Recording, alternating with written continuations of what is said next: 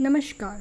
आज इस वीडियो में हम आपको दर्शन करवाएंगे नीमशरण्य धाम की, जो कि एक तीर्थ स्थल है। दुनिया में एकमात्र ऐसा पौराणिक जगह है जिसके बारे में सभी पुराणों में बताया गया है। ये उत्तर प्रदेश के सीतापुर जिले में गोमती नदी के तट पर है। ऐसा माना जाता है कि 4 युगों में 4 प्रमुख तीर्थों का अस्तित्व था। तो प्रथम युग में, जो कि सतयुग था, उसमें नैमिषारण्य मुख्य तीर्थ स्थान था। तो नैमिषारण्य की यात्रा पूर्व काल के सतयुग की यात्रा करने के समान है। और आप जो इस वीडियो में इस समय इस चक्र को देख रहे हैं, ये वही चक्र है जब 88,000 ऋषियों ने ब्रह्मा जी के पास जाकर यह प्रश्न किया था कि हमें तप करने के लिए, पूजा यज्ञ हवन करने के लिए एक ऐसा स्थान बताइए जो कि सबसे पवित्र पावन तपभूमि हो। तो ब्रह्मा जी ने एक चक्र को भेजा था और उन्होंने कहा था ऋषियों से कि आप इस चक्र का अनुसरण कीजिए। ये चक्र जहाँ भी गिरेगा उस स्थान पर, उस स्थान को ही आप लोग अपना धाम बनाइएगा। और इसी चक्र का जो एक अन्य कथाओं में कहा जाता है कि ये श्री विष्णु जी का चक्र है, जो कि यहाँ नैमिषारण्य में आया हुआ है। नैमिषारण्य का अगर हम अर्थ और तरीके से भी देखें तो नैमिषारण्य में अरण्य वर्ड आता है, जो कि जिसका मतलब वन होता है। तो उस समय ये उसी तरीके से वनों से घिरा हुआ था। आज भी है यहाँ पर, लेकिन उस समय शायद बहुत ज़्यादा घना रहा हो। तो इसी स्थान पर बड़े बड़े ऋषि मुनियों ने अपना स्थान चुना था तप करने के लिए, हवन पूजा यज्ञ करने के लिए। इसी तपोभूमि पर ऋषि दधीचि ने अपने हड्डियां हैं वो इंद्र को दान दिया था। उसी तरीके से भगवान वेद व्यास जी ने भी यहाँ पर वेदों, शास्त्रों और पुराणों की रचना की थी। तो इस अनुसार यह जो तीर्थ स्थान है, यह जो धाम है, ये बहुत ही ज़्यादा पवित्र, पावन और सभी कामनाओं को पूर्ण करने वाला, सभी पापों का नाश करने वाला माना जाता है। इस चक्र तीर्थ को, जो नैमिषारण्य में है, जो कि अभी आप सामने देख सकते हैं, इसको चक्र तीर्थ स्थल कहा जाता है। और यहाँ पर समय समय पर शुभ अवसरों पर सभी श्रद्धालु, सभी भक्तजन आते हैं, स्नान करते हैं। और ऐसा कहा जाता है कि यहाँ पर स्नान करने से उनकी सारे पापों का, दुखों का विनाश होता है। यह जगह आपको बहुत ही ज़्यादा शांति पूर्ण वातावरण के साथ साथ आपको आध्यात्मिक और हमारे संस्कृति से जुड़े होने का भी एहसास कराती है। इस चक्र के चारों ओर छोटे छोटे मंदिर हैं और साथ में आप यहाँ पर परिक्रमा भी कर सकते हैं। तो आइए चलते हैं और दर्शन करते हैं नैमिषारण्य के विभिन्न मंदिरों के।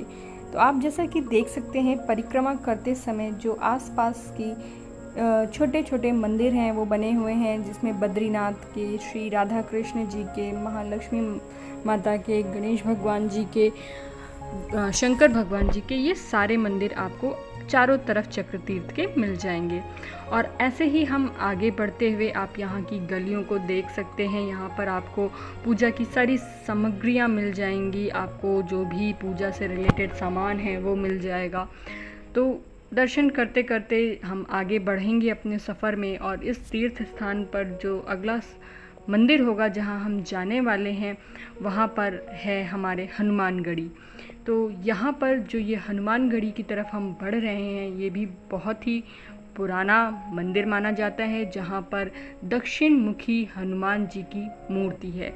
जो कि आपको अगर कथा रामायण के समय की याद हो, तो जब पाताल लोक से हमारे हनुमान जी ने अहिरावण की कैद से हमारे राम जी और लक्ष्मण जी को बचाया था और अपने कंधे से पाताल लोक से वापस से धरती पर लेके आए थे, तो ये उस समय की मूर्ति है, जहाँ पे ये दक्षिण मुखी हनुमान जी के नाम से भी जाने जाते हैं। तो यहाँ पर आप हनुमान जी के साथ साथ राम जी दरबार का भी दर्शन कर सकते हैं।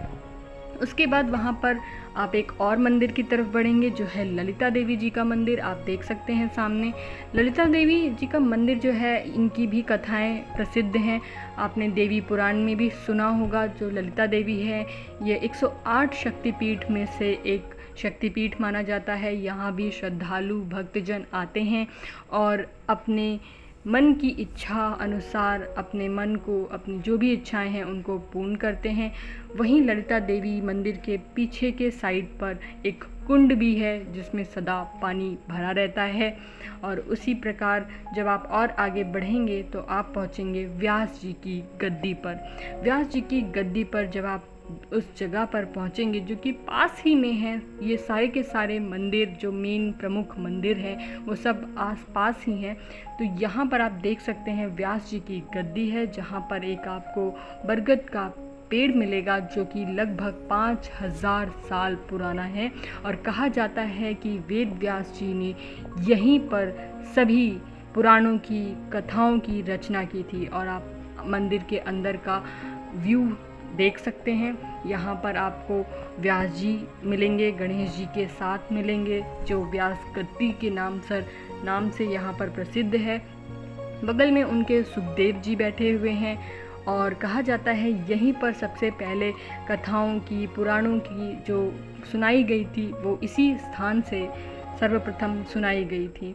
तो ये भी बहुत ही सुंदर है।